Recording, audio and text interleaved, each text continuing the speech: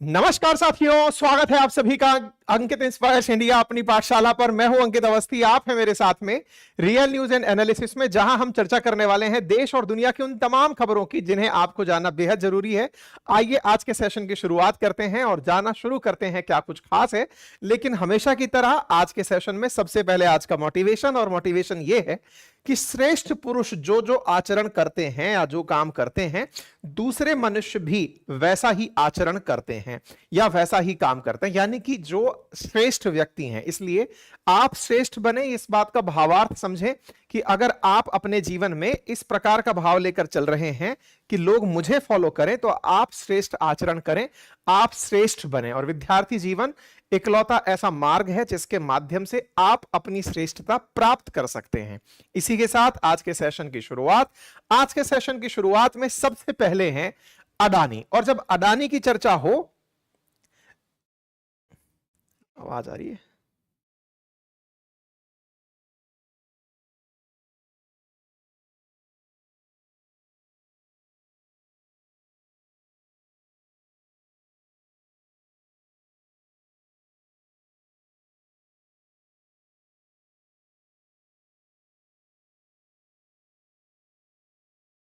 हाँ जी, आज के सेशन की शुरुआत में सबसे पहले हैं अडानी। और अडानी की चर्चा जब हो रही है तो इसके पीछे का खास वजह है।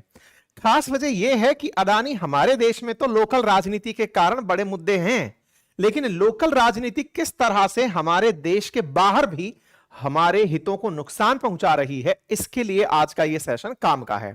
आपको मालूम है कि अडानी को रोकने के लिए हिंडनबर्ग की बढ़िया रिपोर्ट आई थी। हिंडनबर्ग हालांकि अभी तक रुका नहीं है, वो हिंडनबर्ग में अडानी के बाद में उसने सेबी चीफ का नाम ले लिया और हाल ही में उसने स्विस बैंक में अडानी के खातों का भी जिक्र कर दिया। खैर, हिंडनबर्ग का भारत के बाजार पर तो असर पड़ना बंद हो गया, लेकिन अडानी भारत में जितना कर रहे थे उससे कहीं आगे अब वो बढ़ने का प्रयास भारत से बाहर कर रहे हैं। और ऐसे में वो भारत से बाहर पहुंचे अफ्रीका, और अफ्रीका का एक देश है केन्या। जब वहां पर पहुंचे तो उन्होंने वहां पर एयरपोर्ट डेवलपमेंट का काम लिया, लेकिन उनके काम लेते ही यहां पर लोग इकट्ठा होते हैं और प्रदर्शन करना शुरू करते हैं कि वी रिजेक्ट अडानी, हम अडानी को यहां काम नहीं करने देंगे। और इसके पीछे उनका तर्क था कि जो भारत के अंदर फ्रॉड है वो व्यक्ति हमारे यहां क्या करेगा। आप विचार कीजिए कि आज अडानी भारत में एयरपोर्ट, लॉजिस्टिक्स, एनर्जी, ऑयल, न जाने कितने सेक्टर्स में काम कर रहे हैं, उसके बावजूद उन्हें भारत के बाहर भारत की राजनीति के कारण ट्रीट किया गया कि ये भारत का फ्रॉड है, हमारे देश में ना जाने क्या करेगा। आज आप ये जो तस्वीर देख रहे हैं, ये अफ्रीका की देश केन्या, केन्या की राजधानी नैरोबी, नैरोबी के एयरपोर्ट के बाहर खड़े हुए लोग हैं जो हड़ताल पर चले गए, क्योंकि इस एयरपोर्ट का रखरखाव की जिम्मा अडानी की कंपनी ले रही थी। इसके चलते यहां का सारा कामकाज ठप हो गया, और ठप हुए कामकाज से लोगों की यात्राओं में बड़ी बाधा हुई, और यह अंतरराष्ट्रीय सुर्खी बनी कि अडानी को देख करके Adani and his Kenyan deal uncovered, flight grounded at Kenya, Kenya airport worker strike, ये खबर बनना शुरू हो गई। मतलब विचारणीय बात यह है कि केन्या एविएशन वर्कर यूनियन ने अपनी तरफ से बात करते हुए कहा कि हम हड़ताल पर जा रहे हैं। इसके पीछे का बड़ा कारण यह है कि हम अडानी के आधार पर या अडानी को अपना एयरपोर्ट नहीं देना चाहते। कहां है ये केन्या, क्या है कहानी, आइए जानते हैं। एक बार के लिए अफ्रीकी कंट्रीज को देखें। भारत के दक्षिण में इंडियन ओशन का विस्तार, इंडियन ओशन के पश्चिम में एक देश जिसका नाम है केन्या। अगर आप हॉर्न ऑफ अफ्रीकी कंट्रीज को देखते हैं तो फिर ये सोमालिया के दक्षिण में स्थित है केन्या, जिसकी राजधानी है नैरोबी। ये काफी समृद्ध माना जाता है, यहां पर पर्यटन के लिए लोग बड़ी संख्या में पहुंचते हैं। ये तुलनात्मक रूप से अफ्रीका के अंदर समृद्ध देशों में कंसीडर किया जाता है। यहां पर एयरपोर्ट का विकास भारत कर रहा है, करने के लिए अडानी ने बिड लगाई थी। अच्छा, मैं आपको यह याद दिला दूं कि अफ्रीका भारत और चीन दोनों के लिए एक इन्वेस्टमेंट डेस्टिनेशन बनकर निकला है। भारत की बहुत सी कंपनी, भारत सरकार खूब सारे देशों में लगातार इन्वेस्टमेंट कर रहे हैं। ऐसे में केन्या के अंदर लगभग 50% का जो एफडीआई है, यानी फॉरेन डायरेक्ट इन्वेस्टमेंट जो केन्या में आ रहा है, या तो वो चाइना से आ रहा है या भारत से। रिसेंटली भारत यहां पर चाइना को पछाड़कर आगे निकल गया। अब नहीं पता कि इनके इस काम को मतलब रोकने के लिए चाइना वालों ने भड़का दिया किसी को, या फिर जनता खुद से भारत की लोकल राजनीति से प्रभावित होकर अडानी के विरोध में चली आई है। अल्टीमेटली ये बात तो सत्य है कि अगर अडानी यहां जाकर कोई भी काम करते तो इनसे जो पैसा कमाते वो भारत आता, वही वैसे ही बिल्कुल जैसे हम चर्चा करते हैं कि गूगल हो या फेसबुक, वो कंपनी अमेरिकी हैं लेकिन भारत में काम करके भारतीय पैसे को अमेरिका ले जाती हैं। हमारी कोई कंपनी ऐसी क्यों नहीं है जो भारत की हो लेकिन बाहर से पैसा कमा के इंडिया लाए। हालांकि हमारे आईटी सेक्टर्स की जैसे कि विप्रो है, इन्फोसिस है, इन्होंने दुनिया भर में अपना नाम अर्जित किया है और पैसा कमा के भारत तक लेकर आई हैं। लेकिन और भी कंपनीज जस्ट लाइक अडानी जैसे यहां पर पहुंचे और यहां से पैसा कमा करके इंडिया लाने का प्रयास शुरू किए, लेकिन भारत का लोकल उनके खिलाफ जो प्रतिरोध रहा वो इनके लिए इतना भारी पड़ा कि इन्हें उस चीज के लिए जनता की हड़ताल का सामना करना पड़ रहा है। सुर्खियों को देखें, अडानी ग्रुप ने इन्वेस्टमेंट प्रपोजल अपनी तरफ से नैरोबी एयरपोर्ट के अपग्रेडेशन के लिए जुलाई 25 को सबमिट किया था। अडानी ने जिस काम के लिए यहां पर अपना पैसा लगाने की बात की थी उसके पीछे उनका कहना था कि सर मैं ऑलरेडी इंडिया में एयरपोर्ट संभाल रहा हूं, ऑलरेडी इंडिया का 23% जो पैसेंजर है वो मेरे एयरपोर्ट्स जिनको मैं मेंटेन कर रहा हूं वहां से उड़ रहा है। 33% जो कार्गो ट्रैफिक है, जो हवाई जहाज से माल जा रहा है, वो अडानी के द्वारा हैंडल किए जा रहे एयरपोर्ट से जा रहा है। ऐसे में हम लगभग 8 करोड़ पैसेंजर्स को, लगभग 9 करोड़ पैसेंजर्स को एयरपोर्ट्स पर पिछले साल हैंडल कर चुके हैं। ऐसे में लार्ज एक्सपर्टाइज है अडानी के पास एयरपोर्ट हैंडल करने की। यही कारण है कि अडानी अपनी इसी अडानी एयरपोर्ट होल्डिंग लिमिटेड की एक्सपर्टाइज को लेकर केन्या एयरपोर्ट अथॉरिटी के पास पहुंचे थे कि सर हम आपके साथ अगर काम करेंगे तो आपके इस एयरपोर्ट को डेवलप कर देंगे। केन्या की नैरोबी में जो एयरपोर्ट है उसका नाम है जोमो केन्याटा इंटरनेशनल एयरपोर्ट, जिसे शॉर्ट फॉर्म में JKIA कहा जाता है। बोले सर अगर हम मिलकर काम करेंगे तो इसे विकसित कर देंगे। अच्छा, अब आप बड़ा सवाल दिमाग में बिठाएंगे, केन्या में इतना भी एयरपोर्ट की क्या जरूरत आ गई? क्या केन्या बहुत तेजी से आगे बढ़ रहा है? केन्या में बहुत अच्छा टूरिज्म है ना, मसाई मारा करके वहां पे नेशनल पार्क है, लोग काफी ज्यादा टूरिज्म के लिए जा रहे हैं और सरकार का मानना है कि आने वाले टाइम में 2050 से 54 के बीच में यहां का जो ट्रैफिक है, जो एयरपोर्ट पर एयर पैसेंजर्स आ रहे हैं, इनकी संख्या कई टाइम्स बढ़ जाएगी। ऑलरेडी इनके यहां पर पैसेंजर्स को संभालने के लिए जो आवश्यक एयरपोर्ट का इंफ्रास्ट्रक्चर है उससे ज्यादा पैसेंजर्स यहां पर आ रहे हैं, इसलिए इनको नीड ऑफ द आवर है कि तुरंत इन्हें एयरपोर्ट का इंफ्रास्ट्रक्चर डेवलप करना पड़ेगा, नया रनवे बनाना पड़ेगा, नया बे बनाना पड़ेगा, नए हवाई जहाज रोकने की जगह बनानी पड़ेगी। ऐसे में विस्तार करने के लिए किसी इन्वेस्टर की जरूरत है और अडानी इस काम को करने के लिए यहां पर PPA मॉडल पर आए थे, पब्लिक प्राइवेट पार्टनरशिप मॉडल पर आए थे कि सरकार की और हमारी मिलकर हिस्सेदारी रहेगी। ऐसे में 30 साल तक हम यहां पर इसकी सार संभाल रख रखाव करेंगे। हम पहला पैसा लगाएंगे, लगभग 750 मिलियन फर्स्ट राउंड में ही लगा देंगे। $1.5 बिलियन तक लगाने का अडानी ने प्लान किया था, 750 मिलियन फर्स्ट राउंड में ही लगा देंगे और ऐसे में जब काम शुरू होगा तो जब डेवलपमेंट होगा धीरे धीरे हम उसके साथ साथ अपन भी पैसे कमाते हुए आगे बढ़ेंगे। ठीक है, ऐसे में अडानी एंटरप्राइजेज ने अपनी जो AADL है उसकी एक सब्सिडरी केन्या में भी खोल दी कि चलो एक ब्रांच हम यहां पर भी खोल देते हैं। अडानी ने प्रॉपर तरीके से यहां का एक्सपेंशन प्लान बनाया और कहा कि हम $750 मिलियन यहां इन्वेस्ट करेंगे ताकि इनका एक नया टर्मिनल बना सके और एक नया टैक्सी वे बना सकें। 2035 तक हम $92 मिलियन और इन्वेस्ट करेंगे। 2028 तक पहुंचते पहुंचते हम इसको स्टॉक एक्सचेंज में रजिस्टर कर देंगे ताकि जनता का पैसा भी यहां पर इकट्ठा किया जा सके। नैरोबी से दुनिया भर के अंदर फ्लाइट्स निकलती हैं। ऐसे में जितना ज्यादा नैरोबी डेवलप होगा तो टूरिज्म से केन्या की सरकार को भी लाभ होगा। लेकिन आप उनके खिलाफ सोशल मीडिया पर जरा चलते हुए ट्वीट्स देखें। अडानी के बारे में लिखा जा रहा है कि अडानी केन्या के एयरपोर्ट के एम्प्लॉइज को बाहर निकाल देगा। अडानी हमारे हर एम्प्लॉय की जगह इंडिया से एम्प्लॉय लगाकर यहां पर ले आएंगे। अडानी केन्या एयरपोर्ट की फीस को $US में वसूलेंगे ताकि उनको यहां से फॉरेक्स प्राप्त हो सके। ऐसे में अडानी के इस डील को कैसे सरकार ने एक्सेप्ट कर लिया ये बताना चाहिए। ऐसा करके यहां पर लोग इनके खिलाफ ट्विटर हैंडल पर चर्चाएं चलाने लगे। इतना ही नहीं, इस तरह से यहां पर हेडलाइन होने लगी। सोचिए हमारी लोकल राजनीति का मुद्दा अंतरराष्ट्रीय स्तर पर कितना हावी हो चुका है। हाल ही में मैंने आपको बताया था हमारी लोकल राजनीति में कश्मीर का मुद्दा, पाकिस्तान ने यूएन के अंदर जो अपना डोजियर दिया, उसमें राहुल गांधी जी के बयान को मार्क किया कि देखिए कश्मीर को लेकर तो राहुल गांधी जी खुद ऐसा कहते हैं। वहीं दूसरी ओर हाल ही में उन्होंने जो सिखों को लेकर के बात कही, उसको पन्नू एंडोर्स कर रहा है।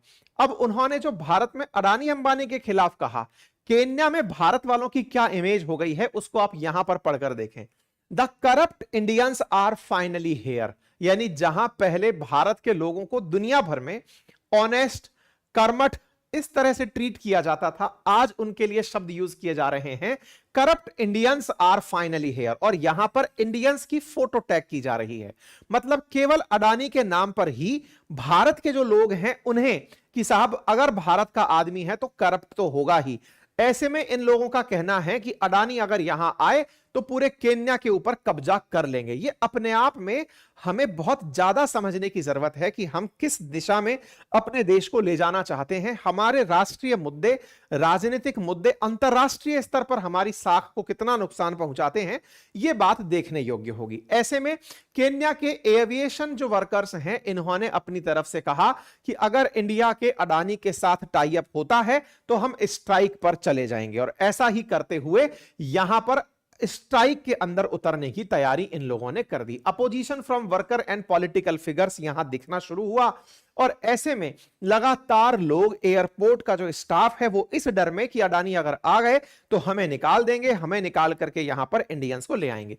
ये खबर तो वो है जो सबको दिखाई जा रही है। इस खबर के पीछे की भी कुछ खबरें हैं, यानी कि समटाइम्स ऐसा होता है कि हम लोगों को जो खबरें दिखाई जाती हैं वो आम जनता के स्तर की होती हैं, लेकिन केन्या जैसे गरीब देश में, क्योंकि अफ्रीका में अमीर है लेकिन हमारी तुलना में इसकी आर्थिक स्थिति ठीक नहीं है, ऐसे में यहां के जो राजनीतिक दल हैं वो पैसा लेकर के बगावत करवाते हैं। यानी इन्हें आप ढंग से पैसा दे दो तो ये आपके समर्थन में रैली निकाल देंगे, और अगर आपने पैसा नहीं दिया तो बगावत कर देंगे। बिल्कुल वैसे ही जैसे राजनीतिक दलों के बारे में कहा जाता है कि राजनीतिक चंदा लेते हैं कंपनियों से, और अगर कंपनी चंदा ना दे तो उसके खिलाफ सत्ता आने पर उसका पुरजोर विरोध करते हैं। कुछ वैसा ही यहां पर हो रहा है। नैरोबी में जो सरकार के खिलाफ पार्टी हैं, वो पार्टी इन वर्कर्स को भड़का रही हैं कि देखो बेटा, और संभवतया उन्होंने अपने स्तर पर इनसे धन मांगा होगा कि आप हमें धन दो, अदरवाइज हम आपके खिलाफ पूरा माहौल बना देंगे। अब आप पूछेंगे ये जानकारी आपको कैसे लगी, मुझे कैसे लगी? इसका आंसर यह है कि अडानी ने खुद ने एक लेटर जारी कर दिया और उसमें धमकी दे डाली कि अब तो राजनीतिक दलों से गुजारिश है कि या तो वो मान जाएं, नहीं तो हम एक एक का नाम पब्लिक में उजागर कर देंगे कि किस किसने हमसे रिश्वत ली है। बड़ा इंटरेस्टिंग वाकया इस तरह से हो गया है कि यहां पर अडानी खुलेआम पब्लिक लेटर निकालकर धमकी दे रहे हैं कि या तो आप इस काम को होने दें, नहीं तो हमसे आपने किस किसने ऑफिशियली रिश्वत ली है, हम उस रिश्वत का डेटा उजागर कर देंगे। मतलब हद लेवल की चीजें यहां चल रही हैं। जबकि अडानी यहां पर कह चुके थे कि हम आपके यहां पर लगभग $2.25 बिलियन इन्वेस्ट करेंगे, और इन्वेस्ट करके इसे भी वैसा ही बना देंगे जैसा इनके पड़ोस में इथोपिया के अंदर चाइना वालों ने अदीस अबाबा बना दिया है। लोग मोटिवेट कर रहे हैं एक दूसरे को कि देखो, चाइना वालों ने इथोपिया में अदीस अबाबा एयरपोर्ट को खूबसूरत बना दिया है, अपन लोग भी क्यों ना इनके आने से एयरपोर्ट को खूबसूरत बनवा लें। इसके लिए बकायदा राजनीतिक पार्टी जो सत्तारूढ़ हैं वो जनता को समझाने जा रही है, एयरपोर्ट पे वर्कर्स को समझा रहे हैं कि भाई ऐसा कुछ नहीं है, केवल पार्टनरशिप है, इसे इस तरह से मत दिखाओ कि हमने किसी को बेच दिया है। नहीं, वो इन्वेस्टर है, इन्वेस्ट करने आ रहा है, हमारे यहां बना रहा है, हमारे एयरपोर्ट को उठाकर इंडिया नहीं लेकर जा रहा है। लेकिन भाई साहब वहां की तो हेडलाइंस में है द किंग ऑफ फ्रॉड, और फ्रॉड के नाम पर इनका यहां पर पुरजोर विरोध हो रहा है। इस बात को देखते हुए यहां की कोर्ट ने अडानी के काम के ऊपर रोक लगा दी। कोर्ट ने कहा कि नहीं साहब, अडानी जी आप पर काफी ज्यादा विरोध हो रहा है, हम आपके इस काम को रोकते हैं। इनके काम को कोर्ट ने होल्ड पर डाल दिया। ऐसे में यह खबर बड़ी बनती है कि अडानी जो है उनके काम को रोक दिया गया है, जबकि इस उम्मीद में वो काम करने आए थे कि एक दिन केन्या के अंदर 2054 तक पैसेंजर्स की संख्या 32 मिलियन हो जाएगी, जो आज 8.6 मिलियन है। आज इनका एयरपोर्ट जो 7.5 मिलियन लोग ही संभालने की स्थिति में है, आने वाले समय में जब उसे 32 मिलियन लोग संभालने होंगे तो आवश्यकता है कि उसके पास बढ़िया एयरपोर्ट हो। लेकिन ये ऐसा कर नहीं पा रहे, और करने के नाम पर जब कोई आया तो उसे रोक दिया गया। ऐसे में ये सारी चीजें यहां पर निकल करके आई। सरकार ने बढ़िया से स्पष्टीकरण दिया। पढ़ने लायक जो है वो अडानी का स्पष्टीकरण है।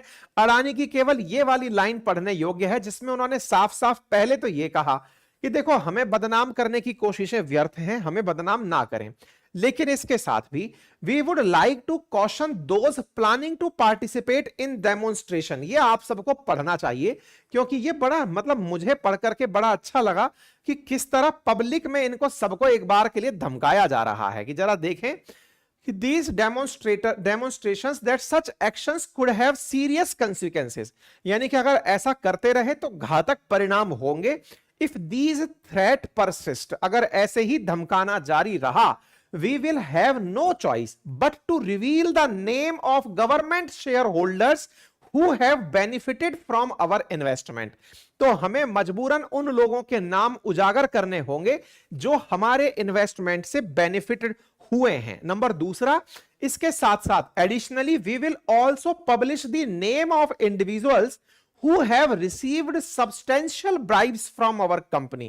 हमें उनके नाम भी उजागर करने होंगे जिन्होंने हमसे पर्याप्त संख्या में रिश्वत ली है, हमें उनके भी नाम उजागर करने होंगे। ऐसे में अडानी ग्रुप हमेशा कमिटेड रहा है केन्या और उसके लोगों के लिए, इसलिए हमारे काम को सही तरीके से करने दिया जाए। अडानी के ऑफिशियल लेटर पर इस तरह की बात देखकर थोड़ी हैरानी भी हुई कि कितना खुलेआम वहां पर भ्रष्टाचार चल रहा है। खुलेआम भ्रष्टाचार की लाइनें पब्लिक लेटर्स में जारी की जा रही हैं कि यहां रिश्वत ली जा रही है।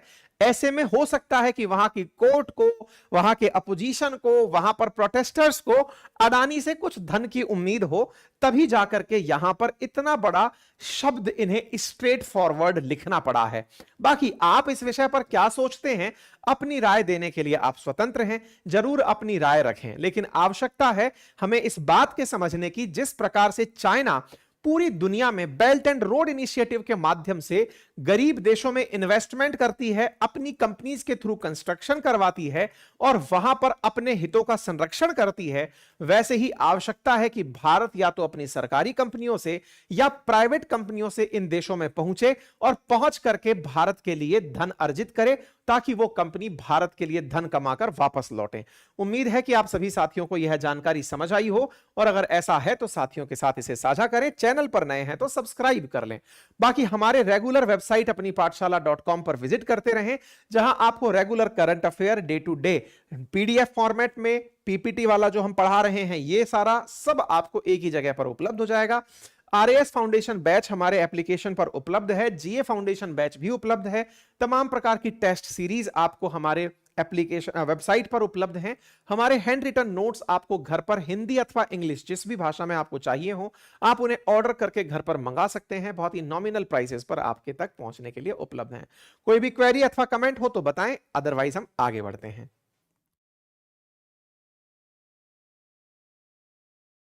हाँ जी, कोई क्वेरी अथवा कमेंट हो तो प्लीज बताएं।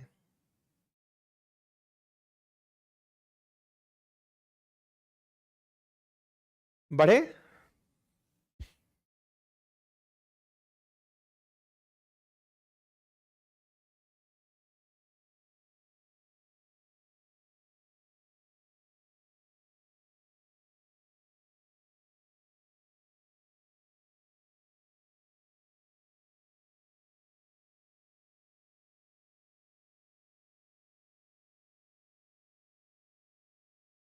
चलिए आगे बढ़ते हैं नेक्स्ट खबर की तरफ, और वो खबर भारत के अंदर इस समय राजनीति में बड़ा भूचाल ला रही है। राजनीति में बड़ा भूचाल है इस तस्वीर के साथ में आने वाले मायने। तस्वीर है, एक तरफ प्रधानमंत्री जो भारत के एग्जीक्यूटिव के हेड हैं, और एक तरफ CJI chief justice of India Bharat की जुडिशरी के हेड हैं। ये दोनों एक तस्वीर में साथ हैं और बाबा गणपति की पूजा कर रहे हैं। गणपति की पूजा की ये जो तस्वीर आपके सामने आई है, इस तस्वीर ने राजनीतिक गलियारों में बहुत कुछ इंप्रेशन छोड़ दिया है। इंप्रेशन ये कि जब प्रधानमंत्री और न्यायाधीश यानी सीजेआई एक साथ मिल ही जाएंगे तो फिर न्याय की कैसे उम्मीद की जा सकती है। अब आपके दिमाग में सवाल आ सकता है कि न्याय की उम्मीद में इन दोनों का मिलना, तो क्या ये एक दूसरे के दुश्मन है क्या? तो ऐसे में कहा जाता है कि किसी लोकतंत्र में कार्यपालिका, न्यायपालिका और व्यवस्थापिका तीनों इंडिपेंडेंट रहेंगी, तीनों इंडिपेंडेंट रहेंगी और तीनों किसी के अंडर में नहीं रहेंगी। लेकिन इस तस्वीर के मायने ये निकाले जा रहे हैं कि कार्यपालिका यानी एग्जीक्यूटिव और न्यायपालिका दोनों मिल गई हैं और ऐसे में इनके ही पक्ष में इनके द्वारा फैसले लिए जा सकते हैं। बस इस तस्वीर के जो ये मायने आए, इन्होंने राजनीति में सबको अपना अपना तरीका सोचने का अवसर दे दिया है। आज के सेशन में हम इस बात की व्याख्या करेंगे कि घटना कैसे हुई, क्या घटित हुई, ये कब के अवसर की है और हां, क्या हमारे देश में पहले भी कभी ऐसा हुआ है और क्या किसी प्रकार के कानून में इन दोनों का मिलना मना लिखा गया है। अपोजिशन के इस प्रकार के सवालों में सत्ता पक्ष के क्या जवाब हैं, सारी बातें आज के सेशन में डिटेल से चर्चा की जाएगी। तो साथियों, ये तस्वीर और इस तस्वीर से जुड़े हुए वीडियो आने के बाद सत्ता पक्ष से विपक्ष के सवाल आए और ये थे कि अब हमें न्याय कैसे मिलेगा, क्योंकि इस न्याय की मांग के लिए शिवसेना की तरफ से संजय राउत जी का बयान था कि भाई जिनसे न्याय की उम्मीद थी, ये तो वैसे हुआ कि सीजेआई से न्याय की उम्मीद थी, जिस केस में शिवसेना केंद्र सरकार को पार्टी बनाकर चल रही है, वहीं केंद्र सरकार के मुखिया सीजेआई से मिल रहे हैं। ऐसे में वो उनके खिलाफ कैसे फैसला दे सकते हैं। इस तस्वीर के बहुत से मायने निकलने शुरू कर दिए गए। साथियों, ये तस्वीर कब की है? तो ये तस्वीर परसों की है। तस्वीर क्यों आई ऐसे अवसर पर, इसके बारे में भी जान लीजिए। असल मायने में 7 तारीख से लेकर 17 तारीख के बीच में देश भर में गणपति महोत्सव मनाया जा रहा है। गणेश पूजा धूमधाम से भारत के महाराष्ट्र, गोवा, विशेष रूप से मध्य भारत और दक्षिण भारत के क्षेत्रों में बड़े धूमधाम से, उत्तर भारत के क्षेत्रों में बड़े धूमधाम से मनाई जाती है। ऐसे में गणपति को घर में बिठाया जाता है, उनकी पूजा अर्चना की जाती है, विशेष अनुष्ठान पर्व रखे जाते हैं। सीजेआई जो चंद्रचूड़ साहब हैं, ये मुख्यतया ये प्रमुख मूलतः महाराष्ट्र से बिलोंग करते हैं और महाराष्ट्र में गणपति पूजा को काफी ज्यादा सेलिब्रेट किया जाता है। गोवा के अंदर, महाराष्ट्र के अंदर सेलिब्रेशन में कई कई दिनों तक छुट्टियां रखी जाती हैं। महोत्सव की तैयारी बिल्कुल वैसे होती है जैसे उत्तर भारत के कई शहरों में दिवाली के अवसर पर होती है, बंगाल में जैसे दुर्गा पूजा के अवसर पर होती है, वैसी यहां पर गणेश उत्सव के समय पर होती है। ऐसे में जिन भी लोगों के साथ मेल मुलाकात होती है, उन्हें इनवाइट किया जाता है गणपति पूजा के अवसर पर अपने घरों पर पूजा को करने के लिए। यह बिल्कुल वैसे ही है जैसे दिवाली के अवसर पर आप लोग एक दूसरे के घर जाते हैं मेल मिलाप के लिए। ऐसे ही महाराष्ट्र और गोवा के क्षेत्रों में गणपति उत्सव पर लोग एक दूसरों के घरों में एक दूसरे से मिलने, ग्रीटिंग्स देने गणपति के नाम पर जाते हैं और वहां पर पूजा अर्चना का आयोजन किया जाता है। ऐसे में गणेश विसर्जन तक यानी 17 सितंबर तक यह गणेश चतुर्थी का महोत्सव मनाया जाता है और इसी आयोजन को इस बार चंद्रचूड़ साहब ने अपने घर में रखा था। मुख्य न्यायाधीश डीवाई चंद्रचूड़ साहब ने अपने घर पर गणेश पूजा रखी थी, जिसमें उन्होंने बहुत से गेस्ट्स को इनविटेशन भेजा था। उनमें से प्रधानमंत्री भी एक थे, बहुत सारे न्यायाधीश और बहुत सारे अधिकारी भी उस अवसर पर वहां पर उपस्थित थे। ऐसे में प्रधानमंत्री का वहां पहुंच जाना, पहुंच करके उनका पूजा करना और उस पूजा से पहले न्यायाधीश के द्वारा, मुख्य न्यायाधीश के द्वारा प्रधानमंत्री का स्वागत सम्मान करना और उनके साथ पूजा की तस्वीरें साझा करना, इस विषय पर बहुत ज्यादा राजनीति में बयानबाजी, तल्ख टिप्पणियां हो रही हैं। शुरुआत करते हैं एक माननीय वकील प्रशांत भूषण जी से, जिन्होंने अपनी तरफ से ट्वीट करते हुए लिखा कि शॉकिंग है कि सीजेआई चंद्रचूड़ मोदी जी को उनके घर पर प्राइवेट मीटिंग के लिए आने की इजाजत दे देते हैं, यानी कि इस प्रकार से उन्हें परमिट कर देना गलत है। Sends a very bad signal to judiciary which is tasked with the responsibility of protecting fundamental rights of citizen from the executive and ensuring that the government acts within bounds of constitution। यानी कि ये इस बात के लिए बिल्कुल judiciary को सवाल या निशान में खड़ा कर देता है, क्योंकि न्यायपालिका का कार्य फंडामेंटल राइट्स को एग्जीक्यूटिव्स से बचाने का होता है। ऐसे में मुख्य न्यायाधीश एग्जीक्यूटिव के हेड को ही अपने घर में बुला लेते हैं। इससे उनके खिलाफ फंडामेंटल राइट्स से सुरक्षा कौन करवाएगा? देखिए, मैं आपको बता देता हूं कि भारत के अंदर हमारा जो संविधान है उसका मुख्य कस्टोडियन सुप्रीम कोर्ट को माना गया है और ऐसे में हमारे मूल अधिकार जो कि पार्ट 3 में है संविधान के, और उन मूल अधिकारों को जिन्हें भारत का प्रत्येक नागरिक एंजॉय करता है, उन नागरिकों को अगर कभी अपने मूल अधिकार किसी प्रकार से कर्टेल होते हुए दिखते हैं तो वह उनकी शिकायत सुप्रीम कोर्ट में कर सकता है। रिट पिटीशन के माध्यम से, आर्टिकल 32 के माध्यम से वो अपने मूल अधिकारों की मांग कर सकता है। अर्थात मूल अधिकार अगर किसी के वंचित हो रहे हैं सरकार के किसी आदेश से, यानी एग्जीक्यूटिव के किसी आदेश से, तो उनके खिलाफ सुप्रीम कोर्ट में शिकायत की जा सकती है। अर्थात मूल अधिकारों को छीनने वाला सरकार को माना जाता है, यानी एग्जीक्यूटिव को माना जाता है, और न्यायपालिका मूल अधिकारों का अपने आप को संरक्षक मानता है कि भाई किसी के मूल अधिकार अगर छीन रहे होंगे तो मैं बचाने चली आऊंगी। ऐसे में अधिकार छीनने वाले व्यक्ति से अगर न्यायपालिका मिल रही है, यह बिल्कुल वैसे ही है कि कोतवाल साहब चोर के साथ मुलाकात कर रहे हैं। कुछ इस तरह का इन्होंने अपनी तरफ से कंटेक्स्ट स्थापित किया है कि आप मिल कैसे सकते हैं। हालांकि आप में से बहुत से लोग ऐसे होंगे जिन्होंने प्रधानमंत्री को सीजेआई के साथ बहुत से मंचों पर देखा होगा। हो सकता है कि आपने कई बार किसी बार एसोसिएशन की मीटिंग में, किसी कॉलेज के दीक्षांत समारोह में, किसी लॉ यूनिवर्सिटी के अंदर हो रहे कार्यक्रम में प्रधानमंत्री और सीजेआई को साथ में ही चेयर साझा करते हुए देखा हो। लेकिन बावजूद इसके ये कार्यक्रम निजी था, और निजी कार्यक्रम में प्रधानमंत्री का पहुंचना ऑन इनविटेशन ऑफ सीजेआई की साख पर सवाल या निशान खड़ा कर दिया, ऐसा यहां पर वकील साहब ने अपनी बात में कहा। साथ ही साथ और भी बहुत सारे लोगों ने अपने अपने तरीके से ट्वीट किए कि देखो इनके चेहरे के भाव देखो कि ये प्रधानमंत्री का कैसे वेलकम कर रहे हैं। वहीं दूसरी तरफ से बीजेपी का कहना था कि भैया ये देश के संस्कार हैं कि हमारे देश में अतिथि का वेलकम ऐसे ही किया जाता है, जब अतिथि को इनवाइट किया जाता है तो उसके स्वागत के लिए अपने अभिवादन के तरीके हैं। भारत के प्रधानमंत्री भी दुनिया के किसी भी नेता से अगर मिलते हैं तो अभिवादन के रूप में इसी तरह से संबोधन किया जाता है। प्रधानमंत्री और सीजेआई की पहले भी कई मंचों पर मुलाकात हुई है और उस समय भी इसी प्रकार के जेस्चर्स देखे गए हैं। ऐसे में एक तरफ इंदिरा जयसिंह जो कि जानी मानी लॉयर हैं, उन्होंने अपनी तरफ से जो सुप्रीम कोर्ट की बार एसोसिएशन है उससे कहा है कि वो पब्लिकली कंडेम करे इस बात को कि सीजेआई कैसे मिल लिए सीजेआई कैसे मिल लिए पीएम से। ऐसे में कपिल सिब्बल साहब जो कि इस समय अध्यक्षता करते हैं, उनसे भी कहा गया कि आप इस पर कोई टिप्पणी करें। इस पर मुख्य न्यायाधीश चंद्रचूड़ साहब चूंकि 10 नवंबर को रिटायर हो रहे हैं, इसलिए लोगों ने यह तक आक्षेप लगाए कि जब ये रिटायर हो जाएंगे तो इन्हें किसी और बढ़िया सरकारी पद पर भेजने की तैयारी चल रही होगी, संभवतया इसीलिए इन्हें इस तरह के आयोजन में इनवाइट किया गया होगा।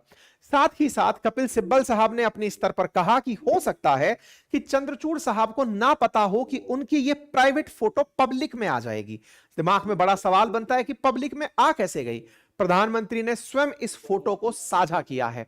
इसमें कपिल सिब्बल साहब ने अपनी तरफ से कहा कि I have some issue on principle, no public functionary, I have great respect to the present CJI, I was surprised when I saw this clip that was going viral, I have some issues on principles, no public functionary should not publicize a private event, I am sure that maybe the CJ may not have known that this was being publicized, the PM should never have shown his interest to go such a private interest। मतलब प्रधानमंत्री को ऐसे कार्यक्रम में नहीं जाना चाहिए था। साथ ही साथ में हो सकता है कि सीजेआई को भी ना पता हो कि उनकी यह तस्वीर बाहर आ जाएगी, क्योंकि यह एक प्राइवेट इवेंट था। अब यहां पर बड़ा सवाल दो तरह से निकल कर आया। पहला, प्रधानमंत्री को जाना नहीं चाहिए था भले ही सीजे ने इनवाइट किया हो। वहीं दूसरा सवाल निकल कर आया कि सीजे ने अगर बुलाया, प्रधानमंत्री ना जाएं, अगर चले भी गए तो तस्वीर नहीं आनी चाहिए। तो पहले का जवाब दिया गया कि साहब अगर इनवाइट किया ना जाए तो यह अपने आप में अपने संस्कारों की गुस्ताखी, नंबर एक। नंबर दूसरा, प्रधानमंत्री चले गए, सीजे के सामने तस्वीर आ गई, तस्वीर सबके सामने वायरल हो गई। अब यह तस्वीर प्रधानमंत्री ने खुद साझा की। अब इसके साथ एक बड़ा सवाल यह जुड़ गया कि अगर पहले पर्सनली मिलने चले गए होते और उसको कोई न्यूज चैनल वाला निकाल दिया होता कि प्रधानमंत्री पहुंचे सीजेआई के घर, तो उस पर जो कहा घमासान मचता वो ज्यादा बड़ा घमासान होता, रादर देन इस बात के कि वो वहां पर जाकर तस्वीर खिंचाकर चले आए, ताकि लोगों को यह तो पता चला कि गणेश उत्सव में गए थे, पूजा किए और लौट आए। इस पर ही सत्ता पक्ष का कहना है कि भाई ठीक है, अगर आप लोगों को इतनी ही आपत्ति है तो इस आपत्ति पर क्या कहेंगे जब प्रधानमंत्री मनमोहन सिंह इफ्तार पार्टी रखते हैं वर्ष 2009 के अंदर, और उसमें उस समय के सीजे जो थे वो वहां पर पहुंचते हैं। प्रधानमंत्री जब उस समय मनमोहन सिंह हुआ करते थे और उन्होंने उस समय पर अपने द्वारा बुलाई गई इफ्तार पार्टी में chief justice of India that is KG Balakrishnan को इनवाइट किया था। उस बारे में कोई टिप्पणी क्यों नहीं करेगा? अब यह सवाल कैसे आया भाई? एक तरफ से उधर से तीर चला तो इधर से तीर चला। महाभारत में होता था ना, एक तीर तुम चलाओ एक तीर हम चलाएं तो फिर दोनों ब्लू पर मारेंगे। ऐसे ही यहां पर हो रहा था क्या कि साहब आपको आज दिक्कत इस बात से नहीं कि प्रधानमंत्री सीजेआई के घर पर गए, दिक्कत इस बात से है जो लेफ्टिस्ट, कम्युनिस्ट और वामपंथी विचारधारा के लोग हैं, सो कॉल्ड जो सेक्युलरिज्म के मसीहा हैं, उन्हें देखकर बुरा यह लग रहा है कि सीजेआई गणपति की पूजा कैसे कर सकते हैं, प्रधानमंत्री गणपति पूजा अर्चना में कैसे शामिल हो सकते हैं। वहीं देश के अंदर प्रधानमंत्री इफ्तार पार्टी रोजा खुलवाने के लिए बुलवाए तो उसमें सब लोग जाएं तो वो सेक्युलरिज्म को बढ़ावा देना कंसीडर कहा जाता है। बोले ये कैसा नियम है कि जब आप बुलाओ तब तो आपकी तरफ से वो सही कार्य, और अगर सीजे बुला ले तो इस कार्य को बुरा कार्य माना जाए। इस पर फिर बचाव करते हुए अपोजिशन की तरफ से, कांग्रेस की तरफ से कहा गया कि यह एक पब्लिक इवेंट था जिसमें बुलाया गया था, लेकिन असल मायने में यह एक धार्मिक आयोजन था, और इस धार्मिक आयोजन में इफ्तार पार्टी जो मेल मिलाप के लिए होती है, और इसका परिणाम भी निकला कि बाद में इन्हें एनएचआरसी के अंदर अध्यक्षता ऑफर की गई। इसका मतलब यह हुआ कि यह सारी चीजें पक्ष विपक्ष दोनों को साथ लेकर चल रही हैं। प्रधानमंत्री के साथ में पहले सीजे की जो यह तस्वीर एक इफ्तार पार्टी में है, इसको इसी तरह से कहा जा रहा है कि गणेश पूजा में जाने से बहुत सारे ऐसे वामपंथियों को और लेफ्ट लिबरल्स को दिक्कत हुई जो सेक्युलरिज्म का झंडा लेकर चलते हैं कि सीजे ने गणेश पूजा कैसे कर ली। इतना ही नहीं, इन सीजे की भी तस्वीरें और उनसे पूर्व के सीजे की तस्वीरें भी सोशल मीडिया पर डालना शुरू की गई, जिसमें नेहरू जी के साथ में पहले सीजे आई, इसके साथ साथ ममता बनर्जी के साथ में वर्तमान सीजेआई, साथ में डीएमके के साथ में डीएमके के जो करुणानिधि थे उनके साथ में उस समय की सीजेआई की तस्वीरें भी सोशल मीडिया पर निकालकर दे दी गई कि यह कोई पहली बार नहीं है। वहीं एक और तस्वीर निकालकर दिखाई गई जिसमें दिखाया गया कि खड़गे साहब किस प्रकार से सीजेआई जो उस समय के थे इफ्तार पार्टी में उनके साथ बातचीत कर रहे थे। तो बोले जब यह हो सकता है तो ये आज जो हुआ वो क्यों नहीं हो सकता। खैर ये सब चीजें तो अपने स्तर पर चलती रही, यानी कि ये तो एक इज इक्वल्स टू एक हो गया कि हाँ भाई तुमने भी एक सीजेआई बुलाया, हमने भी एक सीजेआई बुलाया, ये तो बराबर हो गया। ऐसे में जो सबसे ज्यादा दिक्कत हुई वो दिक्कत हुई साहब शिवसेना वालों को। शिवसेना वालों को दिक्कत क्या हुई? शिवसेना वालों को दिक्कत इस बात की हुई कि साहब बाकी तो सब सही है, हमको तो दिक्कत इस बात की है कि आज महाराष्ट्र में जो शिवसेना चुनाव चिन्ह का केस लड़ रही है कि तीर कमान किसके पास जाएगा, उद्धव गुट के पास जाएगा या शिंदे गुट के पास जाएगा। ऐसे में इस केस की सुनवाई सीजेआई करने वाले हैं, सुप्रीम कोर्ट में होने वाली है। 3 बार इसकी सुनवाई को स्थगित किया जा चुका है। ऐसे में हमारे सामने, शिवसेना के सामने पार्टी में खुद केंद्र सरकार है यानी बीजेपी है, क्योंकि शिंदे गुट को बीजेपी ने अपने आप में मिला लिया था। ऐसे में शिंदे ग्रुप और बीजेपी मिलकर के वर्तमान सरकार में है। आपको याद होगा कि शिवसेना को तोड़कर 39 विधायकों को लेकर शिंदे आज जो मुख्यमंत्री बने हुए हैं वो शिवसेना के पार्टी सिंबल को, पार्टी नाम को, सबको लेकर साथ चले गए, जिसके खिलाफ शिवसेना का जो उद्धव गुट है वो सुप्रीम कोर्ट में खिलाफ में शिकायत करके बैठा है। तो बोले जब सीजेआई के सामने दोनों पार्टी होंगी तो प्रधानमंत्री तो खुद उस समय पार्टी हैं, यानी कि उनके खिलाफ केस है, उनकी पार्टी के खिलाफ केस है, तो फिर हम लोग कैसे न्याय की उम्मीद कर सकते हैं। ऐसे में चाहिए कि सीजेआई हमें न्याय दे, और अगर न्याय ना दे पाए तो इससे हमारे मन में शंका उत्पन्न होती है कि प्रधानमंत्री के साथ सीजेआई का मिलना हमें न्याय तो कम से कम अब नहीं दिला पाएगा।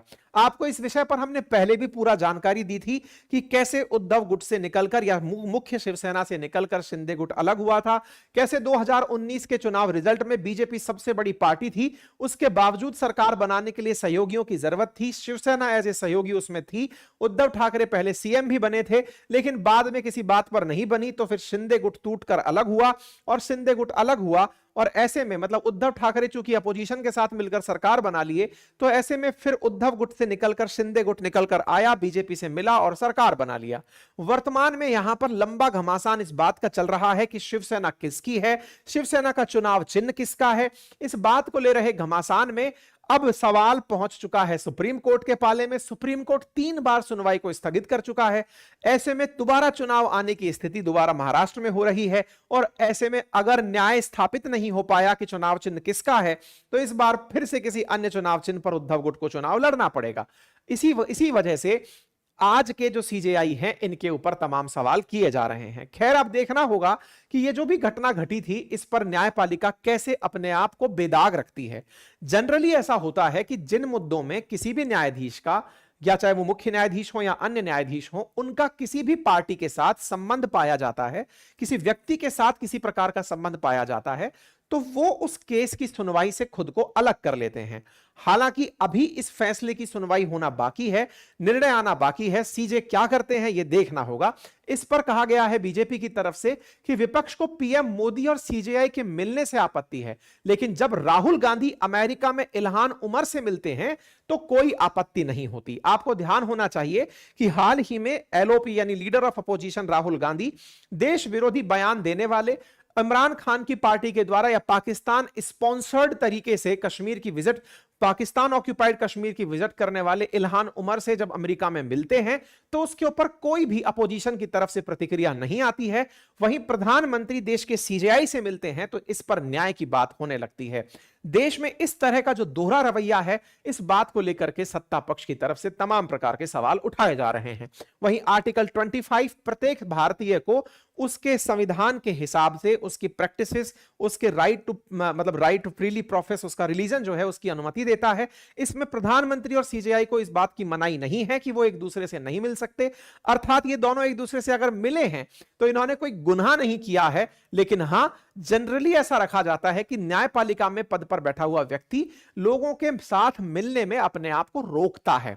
खैर अब इस बात के जो भी मायने हो, जिस भी इंटेंशन से इस तस्वीर को सामने लाया गया हो, इसके मायने ज्यादा नुकसान इस बात के सीजेआई को होंगे, क्योंकि भविष्य में आने वाले जो फैसले हैं उन्हें उसी दर्पण से देखा जाएगा कि सीजेआई संभवतया प्रधानमंत्री के करीबी थे, इसलिए उन्होंने ऐसे फैसले लिए। खैर फिलहाल के लिए तो सीजेआई की तरफ से ये वो आया है कि भाई हमने केवल प्रधानमंत्री को नहीं, बहुत से लोगों को इनविटेशन भेजा था, उनमें से पीएम आए थे तो उनको यहां पर बुला करके इनवाइट किया गया था। हालांकि बहुत सारे सवाल इस बात के उठ रहे हैं कि आज सीजेआई की इंपार्शियलिटी पर, निष्पक्षता पर सवाल उठाने वाले उस समय कहां चले जाते हैं जब मनीष सिसोदिया को बेल मिलती है तो सीजेआई की तारीफ होती है, सुप्रीम कोर्ट की तारीफ होती है, आम आदमी पार्टी के एमपी संजय सिंह को बेल मिलती है, और अभी जब मैं आपका सेशन कर रहा हूं उस समय सुर्खियों में चल रहा है कि संभवतया अरविंद केजरीवाल जी को भी बेल मिल गई है। ऐसे में बोले जब बेल मिलने का कार्यक्रम होता है उस समय सारे सवाल कहां चले जाते हैं। इसका मतलब यह हुआ कि सुप्रीम कोर्ट पर अपने हिसाब से कंडीशनल तरीके से यह फ्रेमिंग करना कि यह मेरे अच्छे के लिए है तब तक तो अच्छी न्यायपालिका है, और जब मेरे बुरे के लिए है तो बुरी न्यायपालिका है, इससे हमें बचना होगा। और आज देश में जितने भी संवैधानिक संस्थाएं चल रही हैं, चाहे चुनाव आयोग हो, चाहे सुप्रीम कोर्ट हो, और भी तमाम प्रकार की जो संस्थाएं हैं, उन्हें आरोप प्रत्यारोप से बाहर रखना होगा, अन्यथा देश में उनके प्रति अविश्वास पैदा होगा, और अविश्वास पैदा होना उनकी सर्वाइवलिटी पर बहुत बड़ा प्रश्न चिन्ह खड़ा कर देगा। भविष्य में बहुत सी मुसीबतें देश के लोकतांत्रिक रूप से चलने में होती रहेंगी। बाकी आप इस विषय पर क्या सोचते हैं, अपनी राय जरूर कमेंट बॉक्स में रखें। चैनल पर नए हैं तो चैनल को सब्सक्राइब कर लें। लिंक हमारे एप्लीकेशन के, हमारे व्हाट्सएप चैनल के कमेंट बॉक्स में पिन है, आप वहां जाकर हमारे कोर्सेज एप्लीकेशन से ले सकते हैं, हमारी वेबसाइट से तमाम प्रकार की टेस्ट सीरीज ले सकते हैं, हैंड रिटन नोट्स अपने घर पर बैठे मंगा सकते हैं। हमारे कॉल सेंटर पर भी आप अपने लिए जरूर जानकारी प्राप्त कर सकते हैं। कोई भी क्वेरी अथवा कमेंट हो तो कृपया करके बताएं। कोई भी क्वेरी अथवा कमेंट हो तो कृपया करके बताएं। करण सिंह लिख रहे हैं सर, राहुल जी यूएस में डोनाल्ड लू से मिले, उनके बारे में कोई सेशन कीजिए। हमने ट्विटर पर डाल दिया है, आप उसको वहां वहां से जाकर के आप एक बार दे सकते हैं, ठीक है।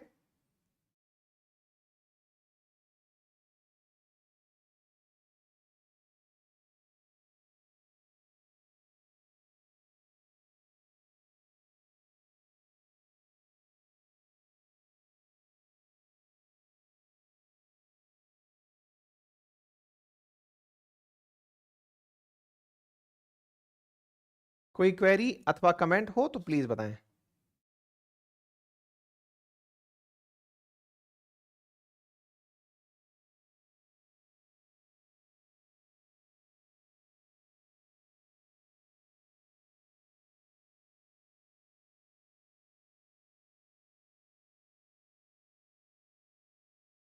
चले,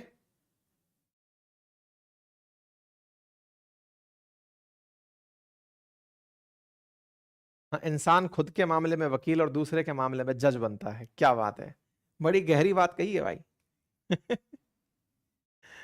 चलिए आगे बढ़ते हैं साथियों। हाईवेज देश के विकास, देश के इंफ्रास्ट्रक्चर का प्रमाण, लेकिन यही हाईवेज जब आपकी जेब को ढीला करने लगते हैं तो आपको थोड़ी दिक्कत होती है। यह खबर मैं क्यों कह रहा हूं, क्योंकि प्राप्त आंकड़े कुछ इस प्रकार के हैं कि देश हाईवेज पर प्राप्त टोल से लगभग 40,000 करोड़ उगा रहा है साल के, और टारगेट है लगभग 1.5 लाख करोड़ तक पहुंचने का। ऐसे में 3 गुना तक टोल वसूली, यानी कि 3 गुना लगान वसूली, बड़ी सुर्खी बनता है। अब आपके दिमाग में पहला प्रश्न बनेगा कि क्या इन रोड पर टोल टैक्स बढ़ने वाला है? नहीं, लीकेज रुकने वाला है, पाई पाई का हिसाब होने वाला है। आपको लगता था कि टोल टैक्स तक गाड़ी चलाकर जाएंगे और जहां टोल गेट लगा होगा वहां से यू टर्न मारकर चले आएंगे तो हमारा टोल नहीं लगेगा। टोल के इस पार सवारी उतारेंगे, सवारी टोल पार करके दूसरी तरफ जाएगी, दूसरी बस में बैठेगी और पार हो जाएगी, उसका भी टोल नहीं लगेगा। लेकिन सरकार अब हर प्रकार के लीकेज को रोकने के लिए लीक प्रूफ व्यवस्था लेकर आ रही है, और उस लीक प्रूफ व्यवस्था में टोल गेट ही केवल कारण नहीं बनेगा जो इस बात का प्रमाण होगा कि हां जनाब आप यहां से निकले थे ना। अब ऊपर वाला बहुत ऊपर से देखेगा। जी हां, सैटेलाइट से आपको देखने की तैयारी कर रही है भारत सरकार। यह बात हमने बहुत पहले भी बताई थी, अब तो यह इंप्लीमेंट हो चुकी है। और इंप्लीमेंट करते समय सरकार ने आपको खुशखबरी कुछ इस अंदाज में दी है कि सुनिए, अगर आप 20 किलोमीटर तक अपने घर से कहीं भी जाते हैं तो ऊपर वाला देख लेगा लेकिन पैसे नहीं लेगा। मतलब यह कि आपकी यात्रा में 20 किलोमीटर तक टोल माफ रहेगा। सड़क पर जैसे होता है ना कि पहले इस्तेमाल करें फिर विश्वास करें, 20 किलोमीटर तक आप हाईवे पर बढ़िया आनंद लें, उसके बाद लगता है कि 21वें किलोमीटर जाना है तो सुनो पिछला 20 किलोमीटर वाला भी दे ही दो। मतलब यह कि ऊपर वाला आपको इतना गंभीरता से देखने वाला है वाया सैटेलाइट, और उस प्रक्रिया को नाम दिया गया है GNSS, जिसके थ्रू अब आपकी गाड़ियों के ऊपर से जो टोल टैक्स है वो एक विशेष प्रकार की यूनिट से, जिसे OBU कहा गया है, ऑन बोर्ड यूनिट कहा गया है, उससे कटेगा। इसका पायलट प्रोजेक्ट पूरा हो चुका है। बकायदा टोल कलेक्शन के लिए नेशनल हाईवे अथॉरिटी का जो रूल बुक है उसमें संशोधन हो चुका है, और उस संशोधन के साथ साथ यह कहा गया है कि आने वाले समय में फास्ट टैग के स्थान पर ऑन बोर्ड यूनिट के माध्यम से सैटेलाइट का उपयोग करते हुए टोल की वसूली की जाएगी। इतना ही नहीं, जो आपके गाड़ियों पर हाई सिक्योरिटी नंबर प्लेट्स लगाई जा रही हैं, संभवतया एक और तरीका यानी कि फास्टैग आपके पास विकल्प है, वो तो अब पुराना हो गया है। उसके बाद में अब नया विकल्प सैटेलाइट से टोल वसूली का आ रहा है। और तीसरा, गाड़ी के जो हाई सिक्योरिटी नंबर प्लेट है उसको रीड करके टोल वसूली का तीसरा तरीका। जैसे आपके घर पर तेज गाड़ी चलाने पर ऑटोमेटिक नोटिस चला आता है कि भाई साहब आपने स्पीड क्रॉस कर दी थी, बिल्कुल वैसा ही आपके लिए तरीका ढूंढा जा रहा है। इन ढूंढने वाले तरीकों में जो दूसरा तरीका है ना, सैटेलाइट से पैसे काटने वाला, वो अब न्यूज बन चुका है यार। और इसके अंदर सबसे इंपॉर्टेंट बात यह है कि सरकार ने इसको इनिशिएट करने के लिए आपको शुरुआती लालच दिया है कि सुनो, अगर आपने ये चीज लगा ली तो 20 किलोमीटर तक कोई भी पैसा नहीं देना पड़ेगा। अब ये उन लोगों को बड़ा अपील करेगा, किन लोगों को, जिन्हें कई बार इस बात का दुख होता है कि मेरा घर बिल्कुल टोल टैक्स के नजदीक है और जब मैं वहां से निकलता हूं, मुझे मात्र 10 किलोमीटर ही जाना है, लेकिन टोल के उस पार जाना होता है तो मुझे पूरा पूरा टोल देना पड़ता है। कईयों को दुख इस बात का होता है कि सर, सरकार ने टोल टैक्स जब लगाए थे, टोल बूथ जब लगाए थे, तो यह नियम बनाया था नेशनल हाईवे पे कि 60 किलोमीटर दूर जाकर के एक टोल बूथ होगा, लेकिन मेरा घर तो बिल्कुल टोल बूथ के नजदीक ही है और मुझे टोल क्रॉस करके मेरे खेत तक जाना है। हाईवे का यूज किया तो मुझे भाई साहब अपनी तरफ से पैसे देने पड़ गए। इस पर अब तक जस्टिस नहीं होता था। जो लोग 60 किलोमीटर की यात्रा कर लिए वो तो टोल को पूरा वसूल लेते थे, लेकिन जिनकी यात्रा इधर वाले टोल के या उधर वाले टोल गेट के नजदीक हुई, उन्हें बड़ी दिक्कतें होती थी। सरकार ने कहा लोड मत लो, आप जहां पर हो 20 किलोमीटर तक चलते रहो, कोई दिक्कत नहीं आएगी। आप टोल से शुरू किए, 20 किलोमीटर तक गए, फिर दूसरी गाड़ी उठाए, फिर 20 किलोमीटर तक गए, तीसरी गाड़ी उठाए, फिर 20 किलोमीटर तक गए। ऐसा करके तो आप पूरी तरह टोल बचा ही लोगे। अब ये भी एक लीकेज का ऑप्शन यहां निकल आया है। अब आपके दिमाग में आएगा कि यार ये 20 किलोमीटर का मामला तो बढ़िया है, बढ़िया अपील कर रहा है, क्यों ना मैं ऑन बोर्ड यूनिट लगवा ही लूं, इससे बड़ा फायदा हो जाएगा। ये फायदा शुरुआती लगता है मुझे। ऐसा क्यों? मैं ऐसा इसलिए कह रहा हूं कि जब शुरुआत में फास्टैग आया था ना, तो फास्टैग के लिए भी ऐसे ही मोटिवेट किया गया था और कहा गया था कि सुनो भाई, फास्टैग लगवाने वालों, जो फरवरी 16 2021 से मैंडेटरी कर दिया गया सबके लिए, शुरुआत में जब आया था ना तो सब लोगों को बढ़िया अच्छे से, मतलब 2019 में तो कहा गया था हर गाड़ी पे, फिर 2021 में कहा गया हर जगह पर, 2014 में सबसे पहले इंट्रोड्यूस हुआ था और आपको खूब सारा डिस्काउंट दिया गया था। फास्टैग में 16-17 में तो यह कहा गया था कि अगर आप फास्टैग यूज करते हो तो 10% कैशबैक मिलेगा। लोगों ने कहा बढ़िया है यार, कम टोल कटेगा। फिर दूसरा कहा गया कि अगर दोनों तरफ आते जाते समय आप फास्टैग यूज कर रहे हो तो आपको फिर 10% का डिस्काउंट मिलेगा। लोग बेचारे इस खुशी में कि हाँ पैसा बचेगा पैसा बचेगा, फास्टैग लगवा लिए। बाद में पता चला एनएचएआई ने सारे के सारे टोल महंगे कर दिए कि लो बेटा, पूर्ण वसूली हो गई। ऐसे में अब ये जो आपको ऑफर दिया जा रहा है 20 किलोमीटर वाला, आप में से कुछ कलाकार इस बात को सुनने के बाद ये कहेंगे कि यार अच्छा है, फिर तो अपन नहीं लगवा रहे। ऐसा नहीं है कि आप नहीं लगवाओगे तो सरकार पकड़ के नहीं लगवा पाएगी। जैसे फास्टैग लगवा दिया ना डबल टोल टैक्स का डर दिखाकर, ऐसे आने वाले समय में अभी प्यार से आपसे कहेंगे कि सैटेलाइट वाली यूनिट लगवा लो, नहीं लगवा पाए तो आगे आपसे फिर लगवा ही लिया जाएगा। हेडलाइन इसीलिए बड़ी बनती है कि no toll tax for private vehicles up to 20 kilometre. Government ने हाल ही में नेशनल हाईवेज फी रूल्स जो हैं उनको अमेंड कर दिया है। ये सुर्खी बनती है। अब जब ये सुर्खी बनती है तो मन में बहुत सारे सवाल आते हैं कि साहब कौन सा रूल अमेंड हो गया जिसकी वजह से 20 किलोमीटर तक पैसा नहीं लगेगा। तो भाई साहब रूल अमेंड हुआ ये तो सुर्खी है, लेकिन ये देखना भूल गए कि इसमें GNSS डाल दिया गया है। मतलब कि जीपीएस की वजह से अब आपका टोल कटेगा। जीपीएस आपकी गाड़ी में इनेबल्ड है। आने वाले समय में जिन गाड़ियों में ऑलरेडी पैनिक बटन आता है वो तो समझो पहले से ही जीपीएस की जद में है। आप में से कई बहुत अच्छी गाड़ी खरीद कर लाते हैं और उसमें देखते हैं कि हमारी गाड़ी में पैनिक बटन लगा हुआ है, अगर कोई इमरजेंसी हो इसे दबाओ, सबको पता चल जाएगा हम कहां फंसे हैं। आने वाले समय में पैनिक बटन वाली गाड़ियां मानी जाएंगी कि उनमें तो ऑलरेडी इनबिल्ट है वो फैसिलिटी, जिसकी वजह से उन्हें टैग किया जा सकता है कि कहां से कहां चल रही हैं। जिनमें नहीं सिस्टम है ये वाला, उन्हें अपने गाड़ी में लगवाना पड़ेगा। 2-5 हजार रुपए का आएगा। सरकार हो सकती है उसे भी फास्टैग की तरह थोड़ा सस्ता करवा करके दुनिया तक उपलब्ध करवा दे। ऐसे में जीपीएस के माध्यम से GNSS तरीके से टोल वसूली की जाएगी। इसकी सुर्खी बनती है national highway fee determination of rates and collection rule 2008 amended. और यहां पर बकायदा यह लिखा जाता है कि सरकार ने 9 सितंबर 2024 को उन रूल्स में संशोधन कर दिया है। 2008 के वो रूल्स जिसमें कहा गया है कि अगर कोई भी गाड़ी 20 किलोमीटर तक चलेगी तो उससे कोई टोल टैक्स वसूली नहीं होगी। लेकिन इसके लिए अभी झगड़ा मत कर लेना, यह तभी जाकर के वैलिड होगा जब आपके गाड़ी पर GNSS यानी कि जीपीएस वाला जो ग्लोबल नेविगेशन सैटेलाइट सिस्टम है वो आपकी गाड़ी पर लगा होगा और गाड़ी प्राइवेट होगी, सरकारी गाड़ी नहीं होगी। इसका मतलब यह है कि अगर आपको अपनी गाड़ी पर, प्राइवेट व्हीकल पर किसी भी प्रकार से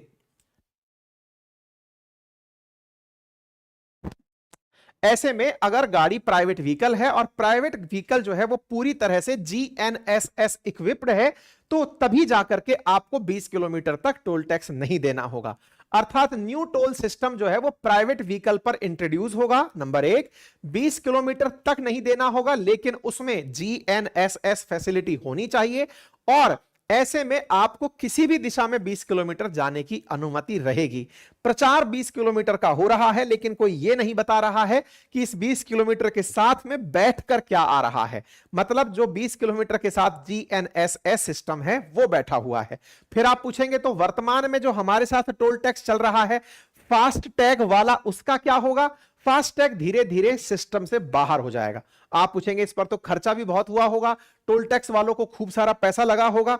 बिल्कुल लगा होगा, लेकिन इसकी वजह से सरकार को उम्मीद है कि अब कोई नहीं बचेगा। बस सरकार को अपने स्तर पर लिस्ट अपडेट करनी होगी कि अब यह हाईवे भी टोल टैक्स वाला हाईवे हो गया है। आने वाले समय में टोल कलेक्शन कितना ज्यादा बढ़ जाएगा इसका अंदाजा आप इस बात से लगा सकते हैं कि जो वर्तमान में टोल कलेक्ट होता है वो इस गेट से बाहर निकलने पर ही लगता है। अगर आपने टोल गेट क्रॉस किया है तो ही आपको टोल अदा करना है। टोल अदा करते समय बहुत सारे लोग तरीके कई अपना लेते हैं। कैसे कि साहब मेरा तो टोल गेट से पहले ही काम पड़ गया, या फिर कोई रास्ता बाईपास निकाल करके निकल गया, या फिर साहब मैं तो मेन रोड पर यूज रोज कर रहा हूं, लेकिन अपनी कोई जानकारी चलती है, टोल गेट पर दो भाई साहब बैठे हुए हैं, वो मेरी बात सुन लेते हैं, इस तरीके से मेरा आना जाना हो गया। लेकिन जब सैटेलाइट होगा तो आपको अपनी तरफ से चिंता नहीं करनी, सरकार सब देख रही है। ऐसे में आपकी गाड़ी में जिस प्रकार से आज फास्टैग के अंदर आप पैसा डालकर रखते हैं, बिल्कुल वैसे ही पैसा डला रहेगा आपके अकाउंट में, और उस अकाउंट से GNSS ऑटोमेटिक पैसे काट लेगा जैसे ही आप हाईवे पर आएंगे। सर गलत काट लिया तो भाई साहब बात ऐसी है ना कि इसके लिए सरकार ने गगन सिस्टम का उपयोग किया है। अब ये गगन सिस्टम क्या है? देखिए, दुनिया भर के ऊपर नजर रखने के लिए अमेरिका ने GPS 24 सैटेलाइट ऐसे ग्लोबल पोजीशनिंग सिस्टम के लॉन्च किए हुए हैं जिससे दुनिया का कोना कोना नोटिस किया जाता है। उनको अपन ने अपने लिए यूज करने के लिए एक जियो ऑगमेंटेड सिस्टम डेवलप किया हुआ है जिससे हम इंडिया की जो फ्लाइट्स हैं इनको मॉनिटर करते हैं।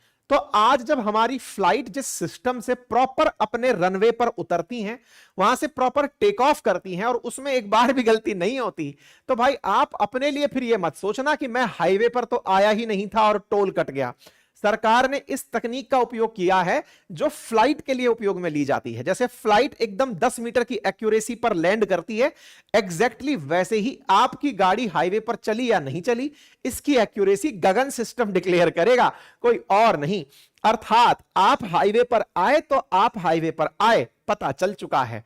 आप बहस करते रहें तो सरकार कहेगी कि भाई साहब आप चौपैया से आए हैं, हम तिपैया उतार चुके हैं, हवाई जहाज उतार चुके हैं। उम्मीद है कि अब आप इस बात को बेहतर तरीके से समझ जाएं। ठीक है, तो कुल मिलाकर के गगन ऑगमेंटेड जो GPS ऑगमेंटेड सिस्टम है उसका उपयोग करते हुए इस तरीके को अपनाया जाएगा।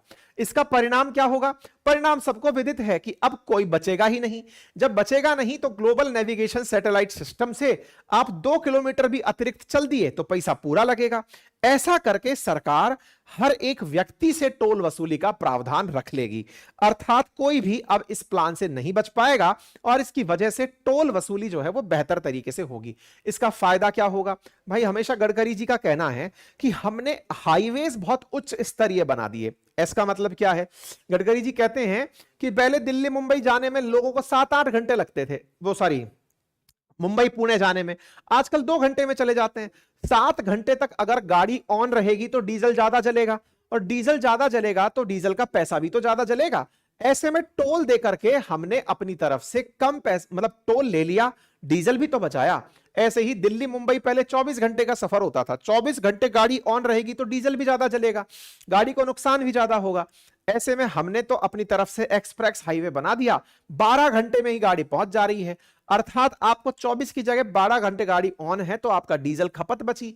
लेकिन गडकरी जी को यह कौन बताएगा कि साहब उतने ही किलोमीटर की माइलेज दे रही थी पहले भी, अभी भी उतने की दे रही है, थोड़ा बहुत जो फर्क पड़ा वो आप टोल में वसूल लेंगे।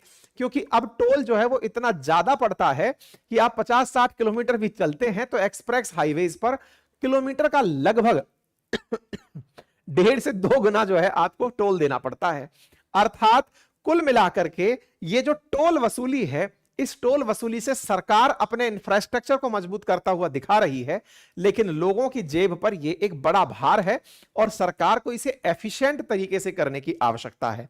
विशेष रूप से सरकार यह सुनिश्चित करे कि जब आप टोल वसूल कर रहे हो तो उसकी एक नियमित समय सीमा रखी जाए कि भाई इसमें इतना पैसा लगा था, फलानी कंपनी का लगा था, इसने इतना पैसा टोल से वसूल कर लिया है, वो अनंत काल तक टोल ना वसूलती रहे। समटाइम्स ऐसा देखा गया है, बहुत से हाईवे सुर्खियों में रहे हैं।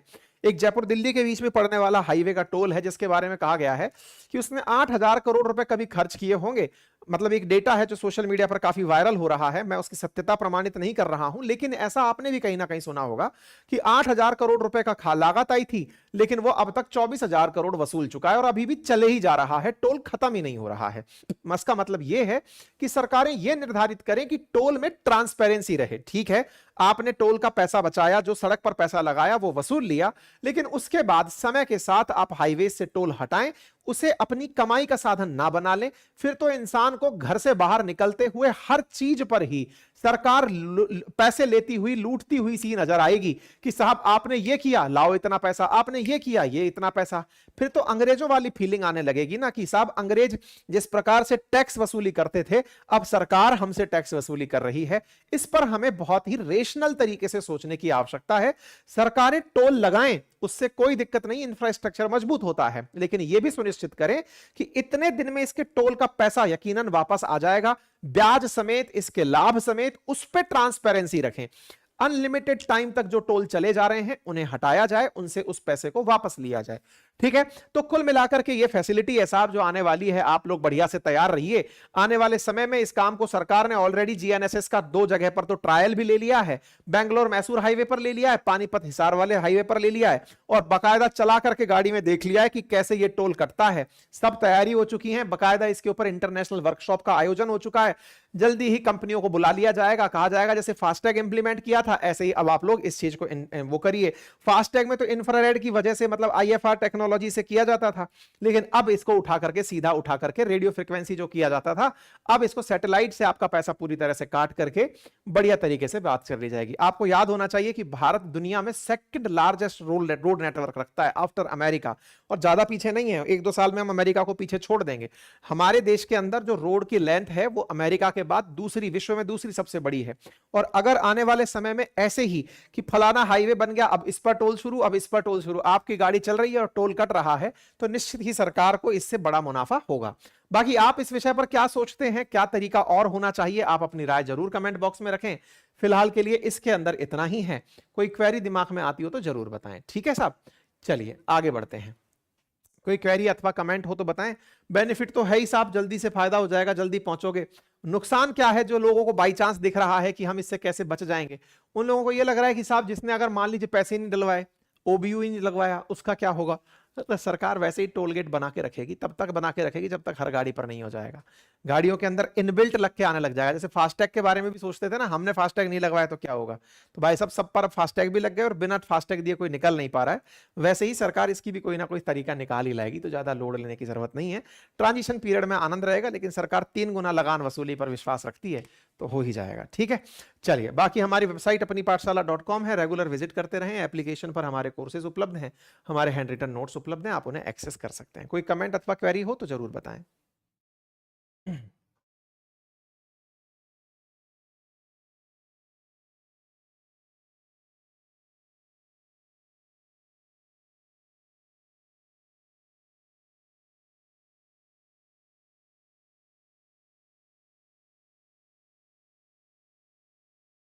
हाँ जी, चलिए साथियों, चर्चा है हाल ही में विधानसभा के इलेक्शंस की, और ऐसे में हरियाणा में और जम्मू कश्मीर में विधानसभा के चुनाव होने वाले हैं। हरियाणा और जम्मू कश्मीर में होने वाले विधानसभा चुनावों में एक ऐसी घटना हरियाणा विधानसभा की घटी जो कि आजादी के बाद किसी भी विधानसभा में पहली बार थी। और वो क्या था? हरियाणा विधानसभा 52 दिन पहले ही भंग कर दी गई। हरियाणा विधानसभा भंग कर दी गई तो चुनाव तो होने वाले हैं, तो चुनाव होने वाले तो ऑब्वियस ही बात है कि नई विधानसभा के लिए चुनाव होने वाले हैं। भंग कर दी गई, इससे क्या लॉजिक है? आजादी के बाद पहली बार किसी राज्य में ऐसा हुआ है कि विधानसभा समय से पहले भंग कर दी गई हो।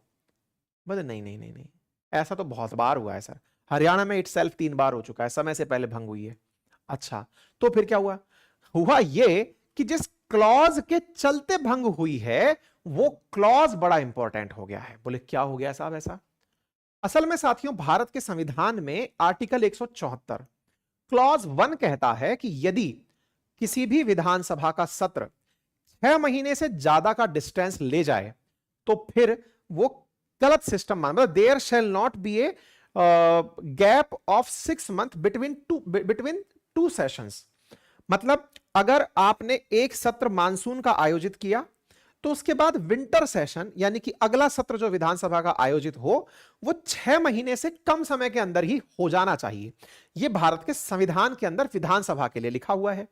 ऐसे ही संसद के लिए लिखा हुआ है 85 में, आर्टिकल नंबर 85 में, कि भैया अगर आपको 2 सत्र के बीच में 6 महीने से ज्यादा का समय लगेगा तो वो प्रोविजन गलत हो जाएगा, आपको उससे पहले ही सत्र आयोजित करना होगा। ये तो आप जानते ही हैं कि संसद हो या फिर विधानसभा, एक साल में 3 सत्र आयोजित किए जाते हैं मुख्यतया।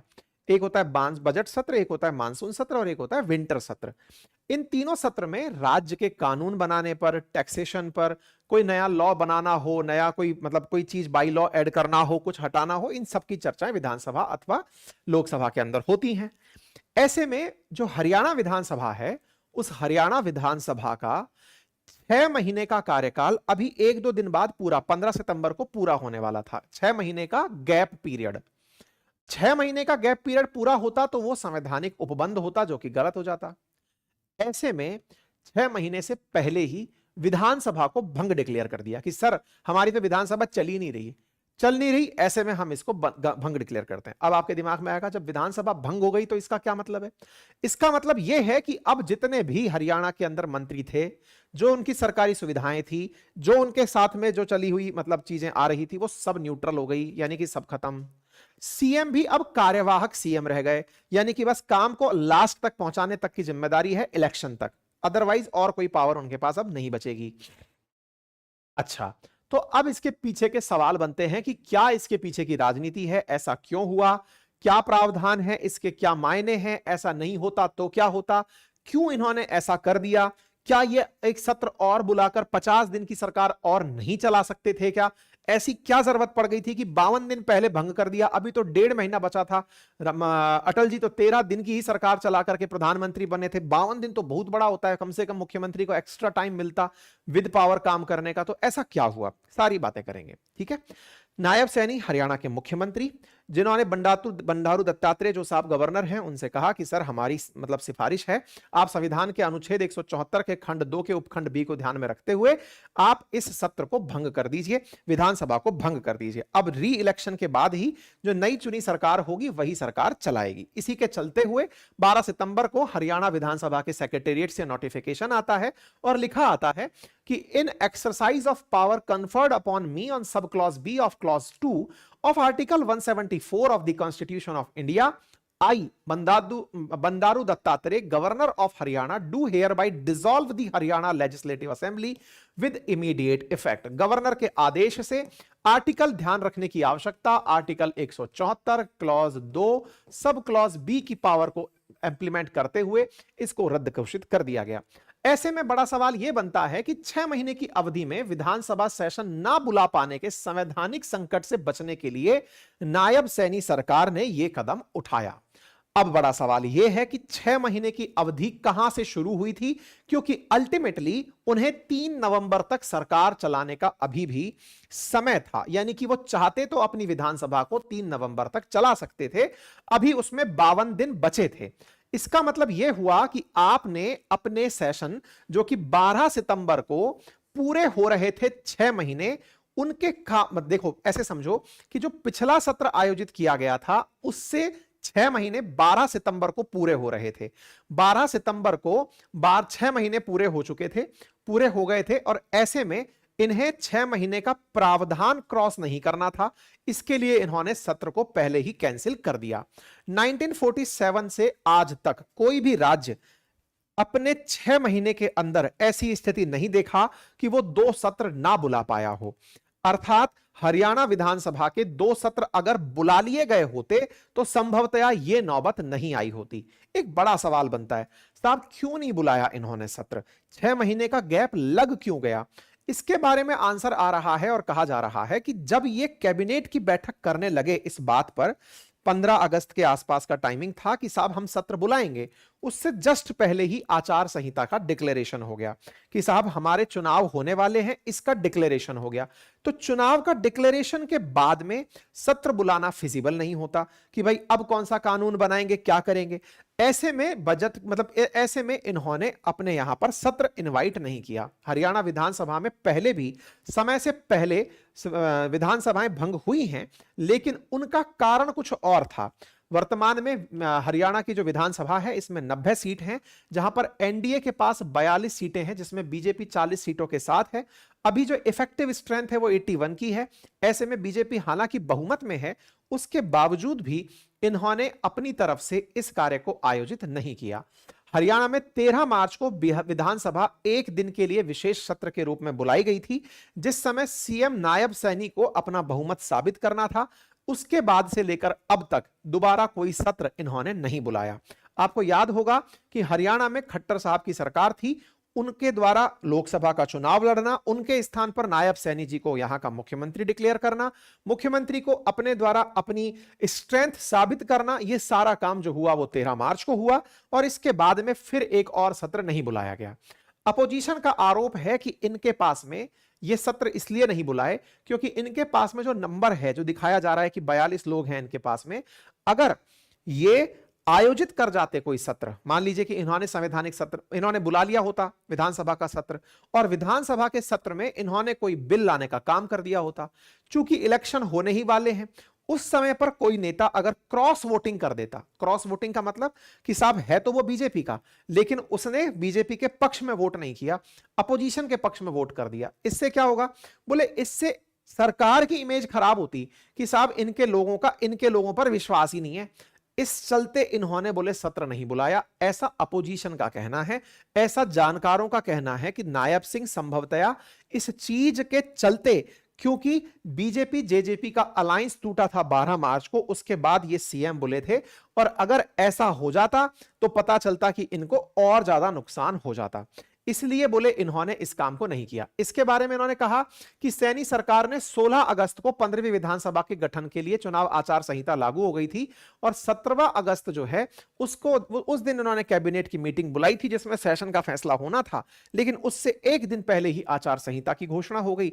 तो बोले इसके चलते चुनाव में कहीं क्रॉस वोटिंग ना हो जाए, इन्होंने फिर बुलाई ही नहीं, और जब नहीं बुलाई तो सीएम साहब बिना विधानसभा की कार्यवाही देखे ही अपने सीएम पद पर रह गए, और उन्होंने अपने 6 महीने सरकार के पूरे कर लिए। अब वो एक कार्यवाहक सीएम के रूप में बैठे हुए हैं। अपने मंत्री और विधायकों पर इसका क्या असर होगा, इसको आप ऐसे जान लें कि उनकी अब सारी सुविधाएं खत्म, अब विधायक पूर्व विधायक कहे जाएंगे। बतौर सीएम नायब सिंह सहनी एक कार्यवाहक सीएम के रूप में कार्य करते रहेंगे, लेकिन हां, अगर कोई बड़ी महामारी या प्राकृतिक आपदा या असुरक्षा जैसी स्थिति आती है तो राज्य कैबिनेट जरूरी फैसले लेने में सक्षम रहेगा। इससे पहले हरियाणा में जो 3 बार सभाएं स्थगित हुई, विधानसभाएं स्थगित हुई, उसमें 1972 में कांग्रेस सरकार ने बंसीलाल, 1 साल पहले दिसंबर 1999 के अंदर इनेलो के अंदर, और ऐसे 2009 में कांग्रेस सरकार हुड्डा जी के नेतृत्व में पहले भी ऐसा कर चुकी हैं। इस पर अपोजिशन की तरफ से, कांग्रेस की तरफ से बयान आया कि उन्हें इस बात का डर था कि अगर हमने पहले कहीं बीच में बुला ली तो उनके पास पर्याप्त वोट ही नहीं रहते, और पर्याप्त वोट नहीं रहते तो फिर वो अपनी नंबर कैसे सिद्ध करते। ठीक है साहब, तो उम्मीद है कि आप लोगों को यह जानकारी समझ में आ गई हो। क्लियर? बाकी आपके पास जरूरी जानकारी के लिए आप हमारी वेबसाइट अपनी पाठशाला.com नियमित रूप से विजिट करते रहें, हमारे एप्लीकेशंस के ऊपर लगातार आप जाते रहें, वहां पर आपके लिए प्रॉपर कोर्सेज, हमारी वेबसाइट पर तमाम टेस्ट सीरीज और हैंड रिटन नोट्स उपलब्ध हैं। कोई क्वेरी अथवा कमेंट हो तो बताएं।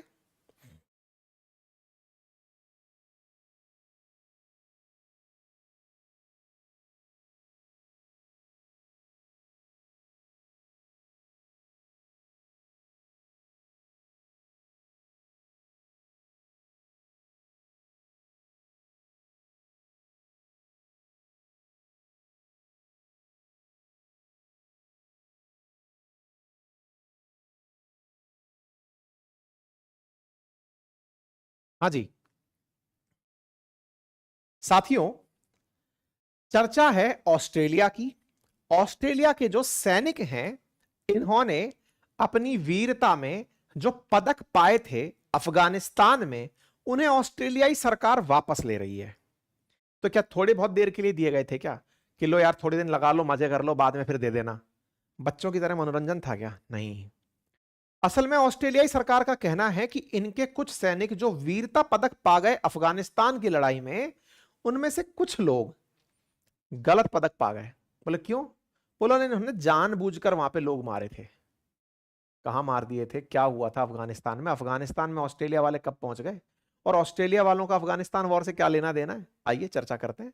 ठीक है, तो चलिए आज के सेशन में चर्चा इस बात की है कि ऑस्ट्रेलिया की वर्तमान सरकार अपने मिलिट्री ऑफिसर्स से उनको दिया हुआ सम्मान वापस लेगी, क्योंकि वो उन्हें वॉर क्रिमिनल मानती है, और संभव हुआ तो उनको वो आगे चल के जेल भी भिजाएगी। तो Australian commanders strip of Afghan war honour after war crime investigation, इनके यहां पर युद्ध की जांच चली और यह पाया गया कि आप क्रिमिनल हैं, और ऐसे में आपसे अब आपके मेडल्स वापस ले लिए जाएंगे। यहां पर यह जानकारी आपके सामने वीडियो में है, और इस वीडियो की जानकारी से लाभ इस अफगानिस्तान की तालिबान सरकार को होने वाला है, जो लगातार आरोप लगाती आई थी कि अफगानिस्तान में ऑस्ट्रेलिया ने बहुत ज्यादती की थी। अब आपके दिमाग में चलना शुरू होगा कि यार ऑस्ट्रेलिया ने ज्यादती की थी, थोड़ा सा ये समझ नहीं आ रहा कैसे। तो देखो, आप एक चीज जान लो पहले ही कि ऑस्ट्रेलिया और अमेरिका, मतलब वैसे भी ऑस्ट्रेलिया को पीनल कॉलोनी कहा जाता है। पीनल कॉलोनी मतलब पनिशमेंट में बसी हुई कॉलोनी, कि ब्रिटेन के अंदर जो अपराध करते थे लोग, उन्हें भेज दिया गया था यहां रहने के लिए, कि जाओ और बढ़िया से यहां पर बॉटनी बे करके जगह सिडनी के पास, वहां सबसे पहले जहाज टिकाया था कि जाओ वहीं रहो। लेकिन बाद में जाकर के ये अपनी कॉलोनी बनाए, बढ़िया देश बना लिया। आज ऑस्ट्रेलिया ब्रिटिशर्स का ही एक्सटेंडेड ब्रिटिश है, और इसी चक्कर में ये आज कॉमनवेल्थ रियलम भी है। इसी कारण ऑस्ट्रेलिया के झंडे पर ब्रिटेन का झंडा आपको दिखाई भी देता है। ठीक है साहब। तो ऑस्ट्रेलिया वाले जो हैं, इन्हें अमेरिका का एकदम पिछलग्गू माना जाता है, क्योंकि ऑस्ट्रेलिया हो या फिर अमेरिका, दोनों ही ब्रिटिश कॉलोनी समझिए आप। ब्रिटिशर्स आज भी इनमें बहुतायत में हैं।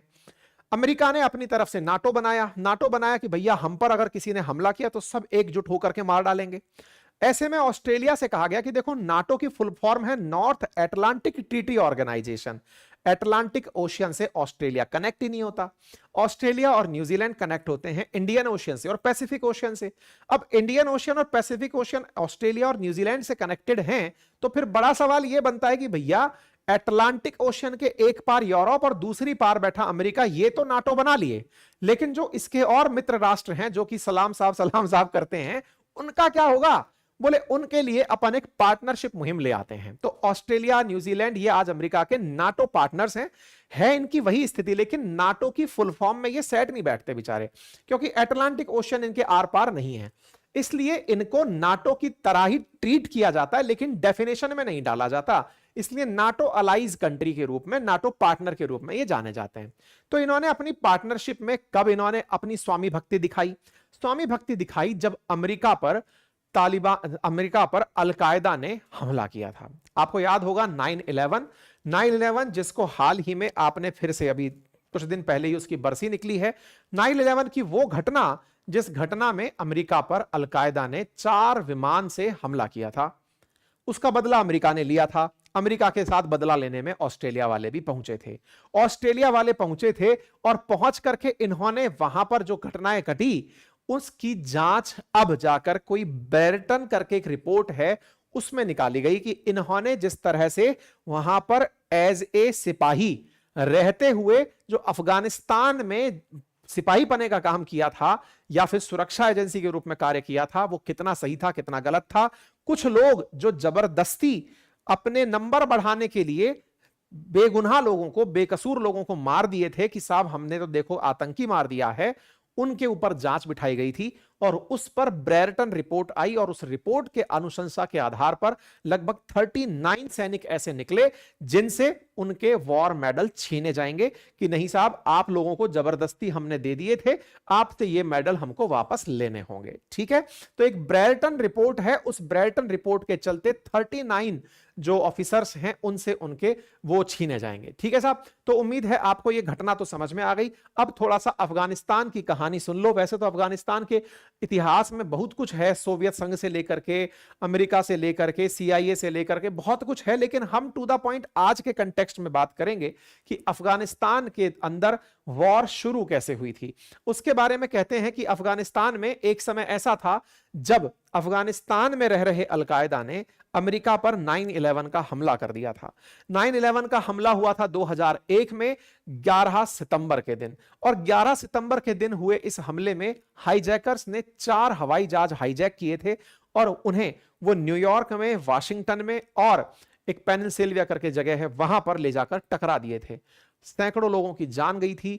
बंधक बनाए हुए हाईजैक्ड जो हवाई जहाज थे उसमें बैठे भी लोग मारे गए थे। अमेरिका के इतिहास में अमेरिका पर यह सबसे बड़ा हमला था, जिसका बदला लेने के लिए अमेरिका ने अपने साथ अपने नाटो सहयोगियों को बुलाया और ऑस्ट्रेलिया भी उसमें सहयोगी के रूप में था। बोले आओ भाई, हमला करने चलेंगे, अलकायदा को खत्म करेंगे, और अलकायदा के नाम पर जो उस समय उसका चीफ था ओसामा बिन लादेन, उसको खत्म करेंगे। और चूंकि अलकायदा को अफगानिस्तान में जो तालिबान है उसने शरण दी हुई है, तो हम तालिबान को भी खत्म करेंगे। बस इस मुहिम को लेकर के ये लोग निकले और जाकर के फिर अफगानिस्तान पर गोले बारूद चलाए। ये वो वीडियो है जिसके आज भी देख करके लोग सहम जाते हैं कि कैसे ये संभव है कि हवाई जहाज को सीधा ट्विन टावर के अंदर ले जाकर के टकरा दिया गया, और ये एक नहीं 2 हवाई जहाज बैक टू बैक इस तरह से लाए गए थे और इस तरह से इन्हें सीधा सीधा यहां पर टकरा दिया गया था। यह घटना आज भी जब याद की जाती है, और इस घटना के बाद के जो दृश्य हैं जिसमें पूरी तरह बिल्डिंग का धराशायी हो जाना, बिल्डिंग में काम कर रहे लोगों का 9/11 के दिन इस घटना के बाद में मतलब मर जाना, ये बहुत ज्यादा अमेरिका को आज भी टेंशन में डाल देता है। और अलकायदा ने इस काम को प्लान किया था जो तालिबान की शरण में था, इसलिए बदला लेने के लिए तालिबान के खात्मे का निर्णय अमेरिका के नेतृत्व में लिया गया था। अमेरिका के साथ साथ नाटो और नाटो के सहयोगियों के रूप में ऑस्ट्रेलिया ये यहां पर पहुंचे थे। 2001 से 13 के बीच में नाटो के साथ ऑस्ट्रेलिया वालों ने ऑपरेशन स्लीपर चलाया था, जिसमें अलकायदा और तालिबान की खात्मे की लड़ाई लड़ी थी, जिसमें ऑस्ट्रेलिया ने अपने 39,000 से अधिक सैनिक भेजे थे, जिन्होंने यहां पर तालिबान, अलकायदा और अन्य जो इस्लामिक आतंकी गुट थे उनसे लड़ाई लड़ी थी। और ऑस्ट्रेलिया के बाद में मतलब ऑस्ट्रेलिया ने 2014 के बाद में ऑपरेशन हाई रोड चलाया, जिसमें यह माना गया कि जब अब अलकायदा मर गया है, ओसामा बिन लादेन खत्म हो गया है, इसके बाद में बोले यहां की जो लोकल सेना है उसको ट्रेनिंग देनी है। इसके लिए 2015 से 21 के बीच में यहां पर प्रॉपर तरीके से हाई रोड मिशन चलाया गया, और उस हाई रोड मिशन के माध्यम से प्रॉपर तरीके की ट्रेनिंग ऑस्ट्रेलियन सैनिकों ने दी थी। ऑस्ट्रेलियाई सैनिकों की वापसी यहां से हुई 2021 में, लेकिन इस बीच में जो जानकारी निकलकर आई वो कुछ इस प्रकार की थी कि जो ये ऑस्ट्रेलियन सैनिक यहां गए थे, इनमें से कई ऑस्ट्रेलियन सैनिकों ने वीरता का काम किया, यानी कि अलकायदा के खात्मे का, तालिबान के खात्मे का काम किया, लेकिन उनमें से भी कई ऐसे थे जो कि केवल इसलिए कि उन्हें एक प्रकार से फायदा मिल जाए, उन्होंने जबरदस्ती ब्लडिंग करी। मतलब ये लोग वो कार्य किए, जैसे मान लीजिए कि कोई सीनियर के साथ जूनियर ऑफिसर चल रहा है, बोले सर आज तक मैंने कोई आतंकी नहीं मारा। बोले कोई नहीं मारा, कोई बात नहीं, अपन तो अफगानिस्तान मारने ही आए हैं, चल कोई दिख रहा है तो गोली मार दे। तो ऐसा करके कुछ लोग ऐसे निकले जिन्होंने बेगुनाह को मार दिया, उसके पास में गन रख दी और टेलीफोन सेट पर, अपने मतलब वायरलेस सेट पर कहा कि रास्ते में एक मुठभेड़ हुई, हम पर हमला हुआ, हमने बस बदले की कार्रवाई की और सामने वाला व्यक्ति ढेर हो गया। ऐसी जो घटनाएं हुई ये हाल ही में रिपोर्ट की गई कि ऑस्ट्रेलियाई सैनिकों ने अपने अनुशासन से हटकर कुछ इस प्रकार की मतलब गलतियां की हैं, जिसके चलते उन्हें पनिशमेंट मिलना चाहिए। ये ऑस्ट्रेलिया में ही मांग उठी, और जब ऑस्ट्रेलिया में मांग उठी तो इस पर ब्रेंटन रिपोर्ट बनी, और इस रिपोर्ट में 2020 में यह रिपोर्ट ने पाया कि 39 सैनिक ऐसे हैं जिन्होंने उन लोगों को मारा जिनको वीरता दी गई, मतलब मारने के कारण जिन्हें वीरता मिली थी। बोले ये लोग गुनहगार हैं, इनसे इनकी वीरता पदक वापस लिए जाएं और इन्हें संभव हो तो जेल भेजा जाए। ये एक बहुत बड़ा आत्म अवलोकन का पॉइंट है कि ये केवल ऑस्ट्रेलिया ही नहीं, इतने सारे नाटो सैनिक यहां गए थे, सभी ने जाकर तालिबानियों को या अलकायदा को नहीं मारा होगा, लेकिन इसकी भेंट बहुत सारे आम आदमी चढ़े होंगे। तो उनको किस प्रकार से पनिशमेंट दिया जाएगा, कौन इसके बारे में निर्णय करेगा, लेकिन अल्टीमेटली कहा जाता है ना, जिसके पास लाठी उसी की भैंस होती है। खैर, ऐसे में फिलहाल के लिए अमेरिका अभी फिलहाल के लिए अपनी स्थिति में नहीं है कि वो खुद से इस बात को स्वीकारे, क्योंकि वो तो बदले की कार्रवाई किया था। फिलहाल के लिए यहां पर बस चर्चा का विषय इतना ही था। 2011 के अंदर ओसामा बिन लादेन मार दिया था, यह जानकारी मैंने आप लोगों को दे दी है। ठीक है, तो ऑस्ट्रेलिया लड़ाकू जो बल थे 2013 में से तो काफी सारे निकल आए थे। उसके बाद यहां पर सरकार बैठाई गई, लोकतांत्रिक सरकार 2014 से 21 के बीच में चली और इसी तक ही ऑस्ट्रेलियाई सैनिक यहां पर रहे। हालांकि उसके बाद में अमेरिका और तालिबान के बीच में पीस टॉक चली, अमेरिका ऑफिशियली यहां से बाहर निकल गया और तब से फिर से तालिबान का यहां पर शासन आ गया। आज ये इस्लामिक एमिरेट ऑफ तालिबान है, यानी कि अफगानिस्तान है, इस्लामिक कंट्री बन चुका है। पूरी तरह से अपने आप को वो इस तरह ट्रीट करता है कि तालिबान का ही शासन है। दुनिया वाले अब इनके साथ में अपने तरीके से वापस से रिलेशन रख रहे हैं, बायलेटरल रिलेशंस अफगानिस्तान के साथ फिर शुरू हो रहे हैं। ये कहानी संभवतया आप लोगों को पहले से संभवतया पता होगी, और नहीं पता है तो कभी इस पर फिर एक बार डिटेल सेशन कर लिया जाएगा। ठीक है, तो ये एक अपडेट था। अगर आपको जानकारी पसंद आई हो तो साथियों के साथ जरूर साझा करें। आज के लिए बस इतना ही है कि इन मेडल्स को वापस ले लिया जाएगा, और जब इस मेडल को वापस लिया जाएगा तो ऑस्ट्रेलिया अपनी इमेज दुनिया के सामने इस तरह साफ करेगा कि देखो हम कितने अच्छे हैं, हम लोग गए थे बिना बुलाए मारने के लिए, लेकिन मारने के बाद मारने पर भी हमने ईमानदारी दिखाई, हमने उन लोगों को पनिशमेंट दिया जो लोग जबरन गलती से मारे गए थे, मतलब जिन्होंने इस तरह की हरकतें की थी, हमने उनको पनिशमेंट दिया। हम लोग बड़े फेयर हैं, हम लोग इस तरह के काम करने में कामयाब हुए। ठीक है, चलिए फिलहाल के लिए इतना ही। बाकी कोई क्वेरी अथवा कमेंट हो तो कृपया करके जरूर बताएं, और चैनल पर आप हमारे साथ अपनी पाठशाला वेबसाइट पर विजिट करते रहें। हमारे एप्लीकेशन उसको भी आप प्रॉपर तरीके से विजिट कर सकते हैं। हमारे तमाम प्रकार के कोर्सेज वहां पर आप लोगों के लिए उपलब्ध हैं। हमारी वेबसाइट पर इस कंटेंट को आप प्राप्त कर सकते हैं, हमारे हैंड रिटन नोट्स अपने घर बैठे मंगा सकते हैं। Thank you so much.